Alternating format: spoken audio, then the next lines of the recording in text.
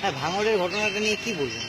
রাজ্য সরকার কেন গ্রামের গরিব মানুষ চাষি তাদের বিরুদ্ধে যুদ্ধ ঘোষণা করছে আমি জানি না। কমপ্লিট যুদ্ধ ঘোষণা করছে।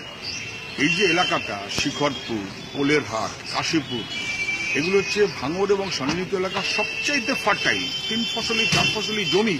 আর দেশের জায়গা পেল না পাওয়ার গ্রিডের নাম করে অথবা প্রাইভেট সংস্থার নাম করে। এটা পাওয়ার গ্রিড, আশপাশে বাকি সব প্রাইভেট প্রপার্টি, তাদের প্রাইভেট সংস্থা। তার নাম করে 3 ফসলি 4 ফসলি জমিকে যেভাবে সরকারের এবং শাসক দলের নেতারা জবরদস্তি দখল নিচ্ছে, এটা চাষিদের বিরুদ্ধে যুদ্ধ ঘোষণা করা হচ্ছে। চাষিদের ভবিষ্যৎ, তাদের চাষবাস সবচাইতে ফার্টাইল।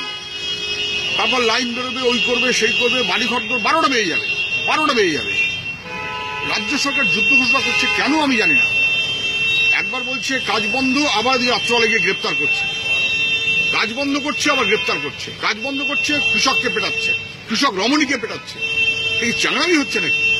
রাজ্য সরকার অবিলম্বে যুদ্ধ ঘোষণা বন্ধ করুক, গ্রামের মানুষকে ডাকুক, তাদের সঙ্গে বসুক এবং তাদের গ্রিভ্যান্সেস জেনুইন। ওটা এই ধরনের জমি কেড়ে নেবার জায়গা নয়, যেখানে চাষ কম হয়, ফসল হয় না, এটা মানে বুঝি। এতদিন ধরে যা রাজ্য সরকার বা শাসক দল বলেছে, ঠিক উল্টো কাজ হচ্ছে ভাঙড়ের চত্বরে। এটা বন্ধ করতে হবে। ওখানকার সমগ্র মানুষ, সমগ্র বাম ডান নির্বিশেষে সমগ্র মানুষ যে কথাটা বলছে তার কোনো মূল্য নেই। শুধু সরকারের নেতারা কে কত টাকা খাবে তার ব্যবস্থা হচ্ছে, তার জন্য জমি নেওয়া হবে। এটা মেনে নেওয়া যায় না, এটা বন্ধ করতে হবে। এই যুদ্ধ যদি ঘোষণা করতে চায় সরকার উপযুক্ত কৃষকের মনোভাব বুঝতে পারবে।